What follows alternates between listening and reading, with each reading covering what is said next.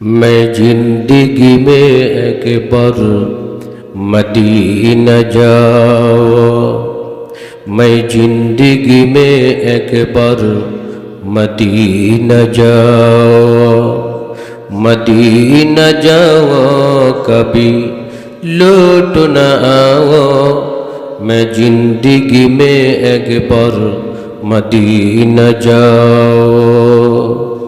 ऐ खुदा मेरे सामने सफ़र को अता कर, इस पानी दुनिया से मेरा दिल को जुदा कर। ऐ खुदा मेरे सामने सफ़र को अता कर, इस पानी दुनिया से मेरा दिल को जुदा कर। दरबार नबी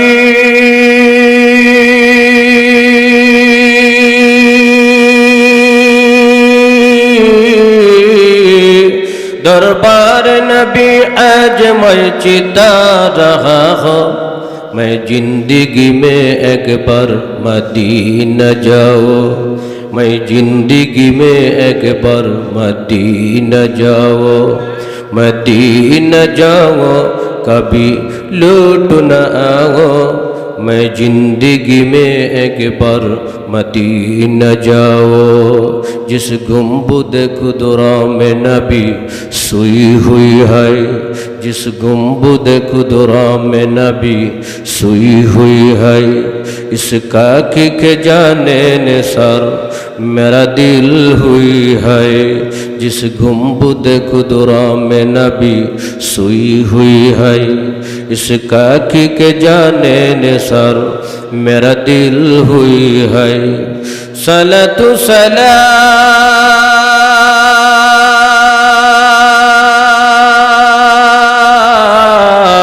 सलातु सलाम आगे जुदावी को बुझाओ, मैं जिंदगी में एक बार मदीना जाओ, मैं जिंदगी में एक बार मदीना जाओ, मदीना जाओ कभी लौट न आओ, मैं जिंदगी में एक बार मदीना जाओ।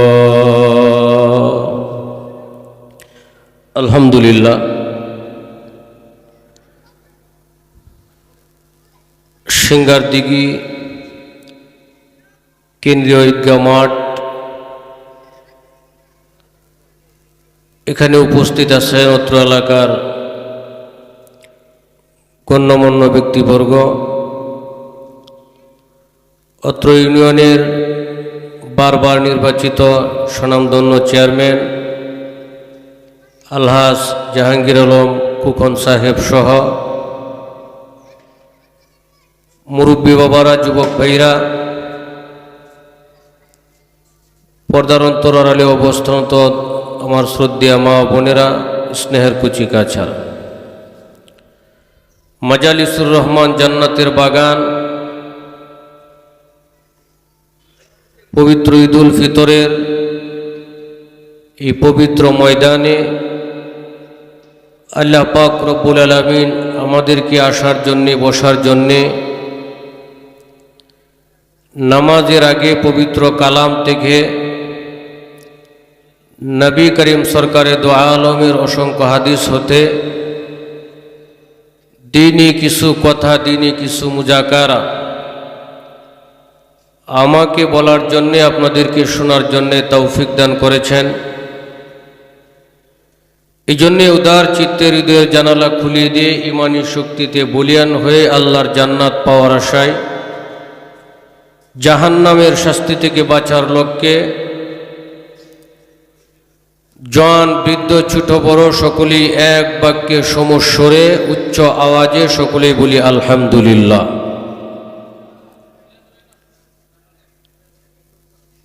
মোহতারাম হাজরিন, দীর্ঘ একটি মাস সিয়াম সাধনা করার পরে আমরা আল্লাহ পাকের দরবারে হাজির হয়েছি।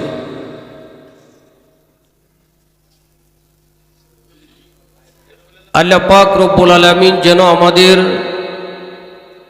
এই এক মাসের কর্মের ফল বিগত মাহে রমজানের রোজা রাখার বিনিময় যেন আল্লাহ পাক রব্বুল আলামিন আমাদেরকে দান করেন। এই পুরস্কার আর বিনিময় নেওয়ার জন্যই আমরা এই ময়দানে উপস্থিত হয়েছি। এই জন্যে বয়ানের আগে আমি আল্লাহ পাকের কাছে দরখাস্ত জানাই,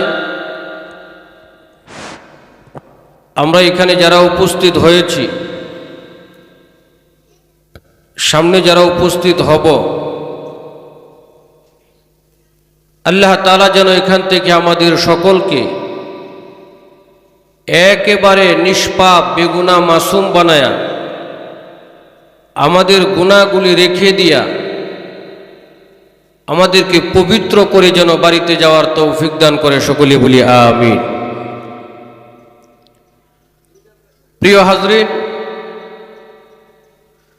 আমি আপনাদের সামনে পবিত্র কুরআনুল কারীমের 24 নম্বর পারার সূরাতুজ জুমারের 53 নম্বর আয়াতে কারিমা তেলাওয়াত করেছি। বরকতের জন্য এই আয়াতকে সামনে রেখেই অতি সংক্ষেপে যতটুকুন সময় পাওয়া যায় ততটুকুন সময় কথা বলার চেষ্টা করব। আপনারা সকলেই দোয়া করেন আমাকে আল্লাহ পাক এমন কিছু কথা বলার তৌফিক দান করেন যেই কথাগুলি সর্বপ্রথম আমার জীবনে অতঃপর আপনাদের জীবনে দুনিয়া এবং আখিরাত উভয় জগতের কল্যাণ বয়ে নিয়ে আসে, সকলেই বলি আমিন। সর্বপ্রথম আপনাদেরকে যে কথাটা আমি জিজ্ঞাসা করব সেটা হলো, মহান আল্লাহ পাক রব্বুল আলামিন আমাদেরকে মানুষ বানাইছেন। জোরে বলেন, কি বানাইছেন? মানুষ বানাইছেন। আল্লাহ চাইলে আমাদেরকে গরু ছাগল পশু পাখি বানাইতে পারতেন, জীব জন্তু বানাইতে পারতেন, তা না বানিয়ে আল্লাহ আমাদেরকে মানুষ বানাইছেন। আপনারা বলেন, মানুষের দাম বেশি না অন্য প্রাণীর দাম বেশি? মানুষের দাম বেশি। কেমনে? পবিত্র কোরআন শরীফে আল্লাহ পাক রব্বুল আলামিন এক আয়াতে বলেন, ওয়ালাকাদ কাররামনা বানি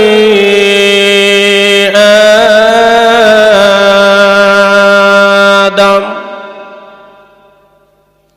আল্লাহ বলে, পৃথিবীতে যত মাখলুক আছে, পৃথিবীতে যত প্রাণী আছে, সব মাখলুকের মধ্যে, সব প্রাণীর ভিতরে আমি মানুষকে সবচেয়ে বেশি দামি এবং সবচেয়ে বেশি সম্মানী বানায়া পৃথিবীতে পাঠাইছি, বলি সুবহানাল্লাহ। মানুষের দাম অন্য প্রাণীর চেয়ে বেশি। কত বেশি? আল্লাহ বলেন, মানুষ বানিয়েছে আমি মাটি দিয়ে। মানুষকে আল্লাহ কি দিয়ে বানাইছেন? মাটি দিয়ে। ফেরেশতা আল্লাহ পাক রব্বুল আলামিন বানিয়েছেন নূর দিয়ে। মানুষ মাটির তৈরি, ফেরেশতা নূরের তৈরি। এরপরেও মানুষের দাম কত? আল্লাহ পাক রব্বুল আলামিন বলেন, একজন মানুষকে আমি এত সম্মান আর এত ইজ্জত দিয়েছি, 24 ঘন্টা আমার মাটির তৈরি একজন মানুষকে পাহারাদারি করার জন্যে আমি আল্লাহর পক্ষ থেকে 20 জন নূরের ফেরেশতা নিয়োজিত রেখেছি। কয়জন? 20 জন। কোরআনে পাকে আল্লাহ বলে, লাহু মুআকিবাতুম মিন বাইনি ইয়াদাইহি ওয়া মিন খালফিহি ইয়াহফাযুনাহু মিন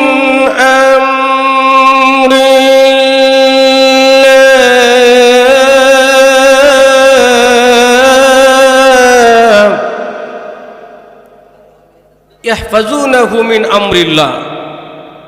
আল্লাহ বলে, একজন মানুষকে 20 জন ফেরেশতা 24 ঘন্টা পাহারা দেয়। তাহলে এবার বলেন, মানুষের সম্মান বেশি না অন্য অন্য প্রাণীর দাম বেশি? সবাই একটু কথা বলেন, মানুষের দাম বেশি না অন্য অন্য প্রাণীর দাম? অন্য অন্য প্রাণীর চেয়ে মানুষের দাম বেশি। কত বেশি? আরেকটু সামনের দিকে যাই। আল্লাহ বলে, পৃথিবীতে যত মাখলুক আছে, যত প্রাণী আছে, সব মাখলুককে আমি আল্লাহ তাআলা কুন আর ফায়াকুন দুটি শব্দ ব্যবহার করে বানিয়েছি। কুন আর ফায়াকুন দুইটা শব্দ ব্যবহার করে।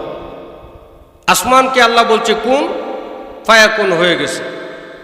জমিনকে আল্লাহ বললেন কুন, ফায়াকুন হয়ে গেছে। চন্দ্র সূর্য যা কিছু দেখা যায়, যা কিছু দেখা যায় না, সব কিছু আল্লাহ শুধু বলছে কুন, হয়ে যাও, সাথে সাথে হয়ে গেছে। কিন্তু মানুষকে আল্লাহ কুন আর ফায়াকুন শব্দ ব্যবহার করে বানায় না।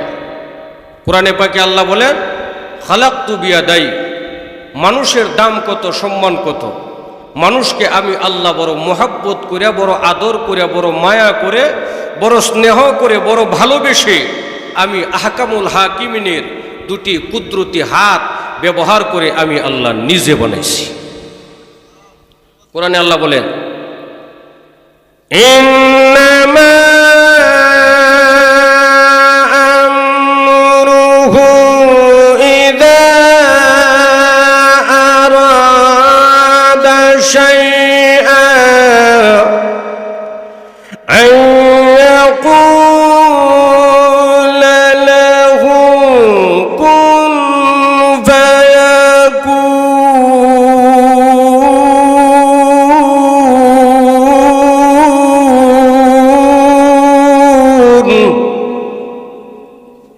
আল্লাহ বলে কুন আর ফায়াকুন এই শব্দ দুইটা ব্যবহার করে সব বানাইছে, কিন্তু মানুষ বানাইছে খালাকতু বিয়াদাই, আমি আল্লাহর কুদরতে হাত দিয়া। সকলেই এক বাক্যে চিল্লায় বলি সুবহানাল্লাহ। কত দাম মানুষের, খুব ভালো করে বুঝেন কত দাম মানুষের। আপনাদের এই মাওনা শ্রীপুর, এই সিঙ্গার দিঘি এলাকায় অনেক মানুষ কুকুর লালন পালন করে কি করে না? জোরে বলেন, কুকুর লালন পালন করে। একটা কুকুর আপনি ছোট বেলা থেকে লালন পালন করলেন, আস্তে আস্তে কুকুরটা বড় হলো কি খায়া?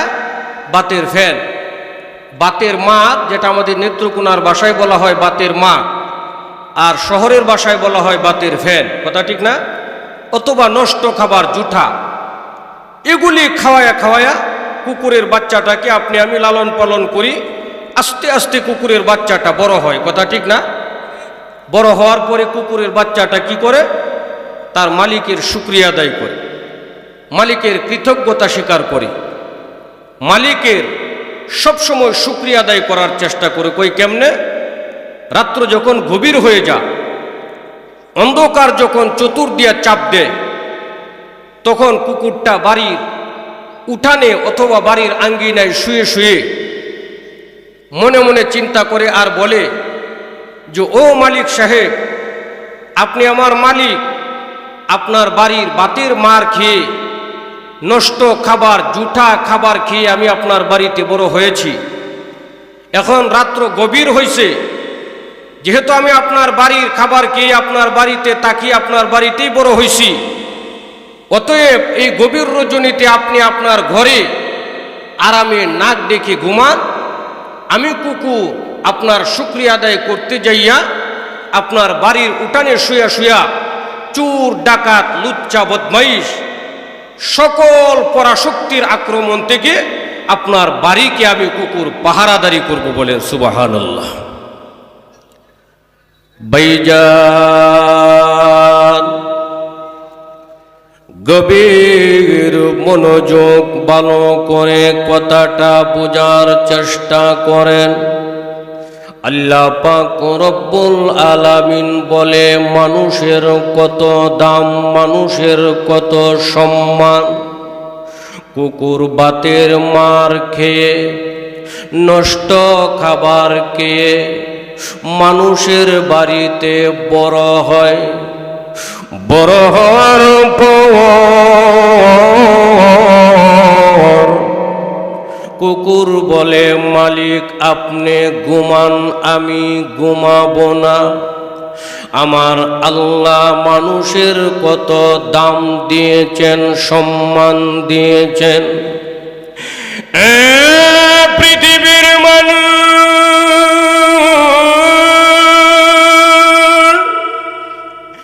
আমার আল্লাহ ডাক দিয়ে বলে, মানুষেরা গো,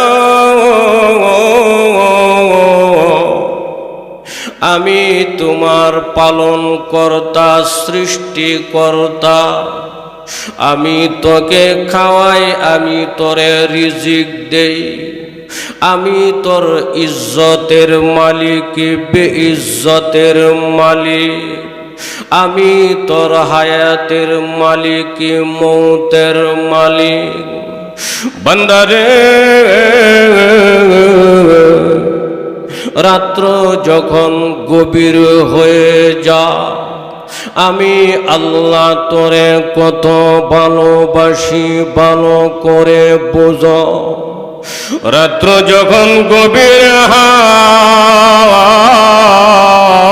হয়, আমার আল্লাহ বলে, বান্দারে তুমি তোমার ঘরে আরামে নাক ডেকে ঘুম পারো, আমি আল্লাহ ঘুমাবো না।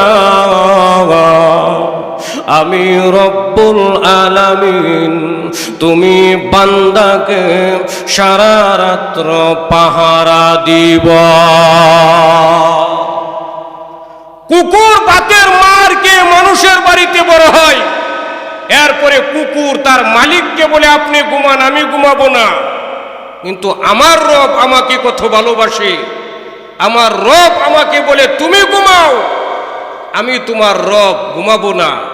24 ঘন্টা আমি আল্লাহ তোমাকে আমার রহমতের চাদর দিয়া পাহারা দেব। বলেন সুবহানাল্লাহ। মানুষের দাম, মানুষের ইজ্জত কে দিয়েছে? জবান খুলে আল্লাহ দিয়েছে। এই জন্য প্রিয় হাজরিন, এই যে ঈদগাহ মাঠে আমরা এসেছি, আল্লাহ পাক রব্বুল আলামিন কত ভালোবাসেন আমাদেরকে। আমি জাহাঙ্গীর আলম সালমানি আপনাদের মেহমান। কিয়ামতের কঠিন দিনে আমার হিসাব চাইলে হিসাব দিয়া জান্নাতে যাওয়ার টাইম আমার নাই। জোরে কর, টাইম নাই। উসিলা তালাশ করে করে আল্লাহ আমাদের জিন্দেগির গুনাহগুলি মাফ করে দিবে। উসিলা খুঁজে খুঁজে আল্লাহ তার আদরের মোহাব্বতের বান্দাগুলিকে জান্নাতি দিয়ে দিবে। সুবহানাল্লাহ কর। এই যে 1 মাস আমরা সিয়াম সাধনা করলাম, এই ঈদগাহ মাঠে এসেছি, আল্লাহ পাক রব্বুল আলামিনের হাবিবের হাদিস যদি সত্য হয়ে থাকে, আমাদের গুনাহগুলি আল্লাহ রেখে দিয়া বেগুনা মাসুম বানায়া, পবিত্র বানায়া আমাদেরকে আল্লাহ বাড়িতে পাঠাবে। বলেন সুবহানাল্লাহ। এই জন্যে মুনাজাতে আমরা আল্লাহর কাছে দোয়া করব, আল্লাহ আপনি আমার জীবনের গুনাহগুলি মাফ করে দেন, আল্লাহ আমাকে আপনি মাফ করে দেন। আমরা যে আল্লাহর দরবারে হাজির হইছি গুনাহ মাফ নেওয়ার জন্যে, আল্লাহ এটা দেখে না? দেখে না? জোরে হা, সব জায়গায় আল্লাহ বিরাজমান। এই জন্যই তো কবি কবিতার ভাষায় সুন্দর করে বলছেন, আমি কুদরতে বুঝতে পারি না, আগম মহিয়ান তুমি সবখানে বিরাজমান। আমি কুদরতে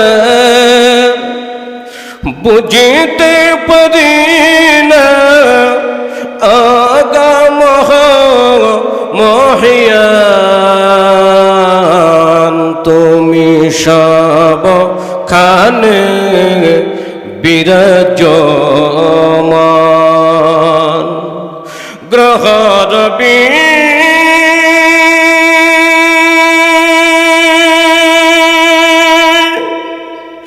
তারক পুঞ্জে সোনা ফল মাঠে গণনে গুঞ্জে, দোসর মরু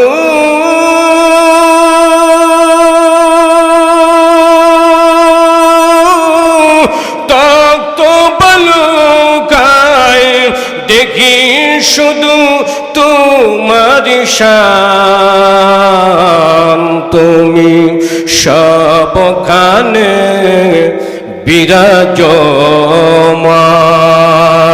তুমি সবখানে বিরাজমান। আমি কুদরতে বুঝিতে পারি না মহিয়ান, তুমি সবখানে বিরাজমান। চিৎকার মেরে বলি মারহাবা, আরো জোরে বলি মারহাবা। সব জায়গায় আল্লাহ আছে না নাই? আরো জোরে বলে। আমাদেরকে আল্লাহ দেখে না, দেখে না? এই জন্যে আল্লাহ রাসূল সরকারে দো আলম বলছে খালেস নিয়তে তৌবা করা, সঠিক নিয়তে আল্লাহর দরবারে তৌবা করা। যখন আপনি 70 বছর, 80 বছর, 90 বছর গুনাহ করার পরে আল্লাহর দরবারে তৌবা করার নিয়তে, গুনাহগুলি মাফ করার নিয়তে দুহাত উঠিয়ে দিবেন, চোখের পানি যখন ছেড়ে দিবেন, আল্লাহ পাক রব্বুল আলামিন 70 বছরের গুনাহগারকেও মুহূর্তের ভিতরে মাফ করে দেওয়ার ক্ষমতা রাখে কি রাখে না? জোরে বলে। ক্ষমতা রাখে।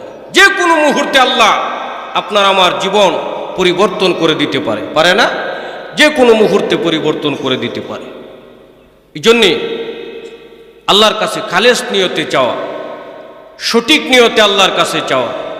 কারণ জানা নাই কখন কোন টাইমে মালাকুল মাউত আজরাইল আপনাকে আমাকে গ্রেফতার করার জন্য চলে আসে। অনেক বন্ধু বান্ধব একসাথে চলতাম, একসাথে ঘুরতাম, খাইতাম, মার্কেটে যাইতাম, কিন্তু সে দুনিয়াতে নাই, আমি আছি। আমার সন্তান দুনিয়া থেকে চলে গেছে, বাবা আছি। নাতি পৃথিবী থেকে চলে গেছে, দাদা আছি। আছে না নাই? যে কোনো মুহূর্তে মালাকুল মাউত আজরাইল আপনাকে আমাকে নিয়ে যাওয়ার জন্যে চলে আসতে পারে। এই জন্য আজরাইল আসার আগেই আপনাকে আমাকে জীবনের কৃতকর্মের গুণাগুলিকে জীবন থেকে সরিয়ে ফেলা উচিত। সকলে চিল্লায় বলেন ঠিক কিনা? সরিয়ে ফেলা উচিত। এই জন্য তো কবি বলেন আজরাইল হাসে পিছে লুকাইয়া, আরে কোন দিন জানি কাকে নে গো দরিয়া, কোন দিন জানি কাকে নে গো দরিয়া। যখন বাইরে আজরাইলে ধরিবে, আরে সারা শরীরের রগের জোড়া সারিবে, সারা শরীরের রগের জোড়া সারিবে। ভাই বন্ধু সবাই মিলে বুকে দিবে মাটি,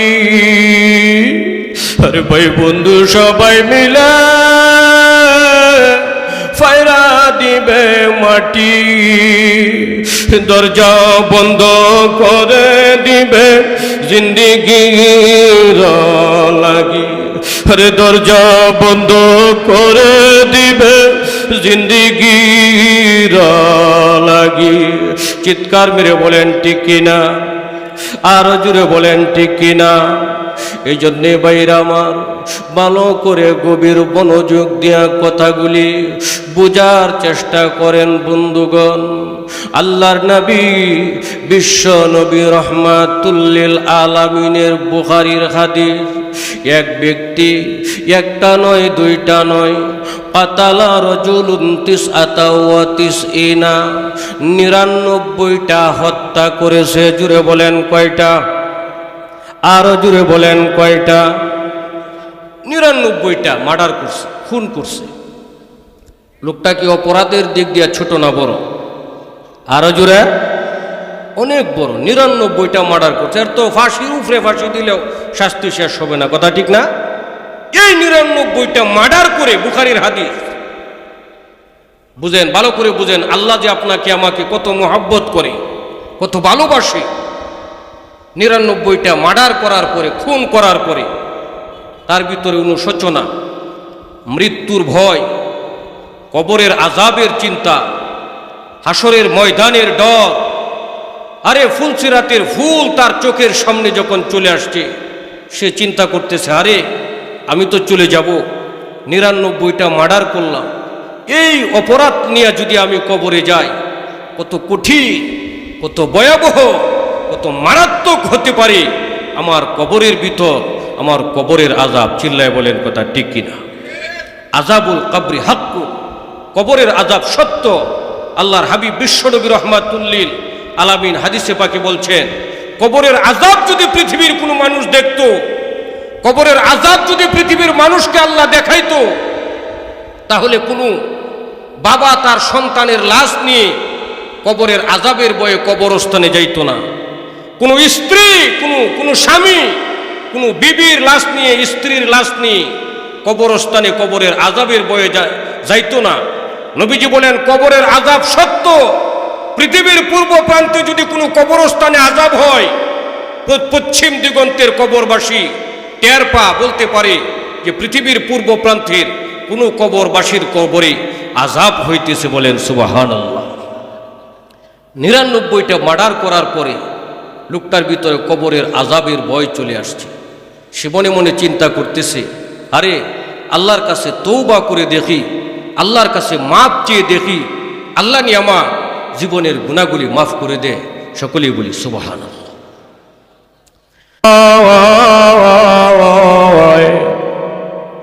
আমি বড় অপরাধী, আমি বড় গুনাহগার, আসমানের নিচের জমিনের উপরে আমার সে বড় গুনাহগার পৃথিবীতে কেউ নাই। এই কথা চিন্তা করে আর পাগলের মতো দৌড়াম। জোরে জোরে বলেন সুবহানাল্লাহ। পাগলের মতো দৌড়াইতেছে।